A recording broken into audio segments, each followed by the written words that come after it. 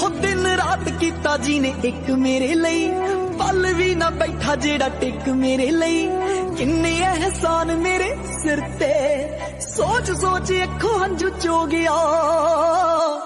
बापू तेरे करके मैं पैरां ते खलो गया तू साइकिलां ते कट्टी ते मैं गड्डी जोगा हो गया बापू तेरे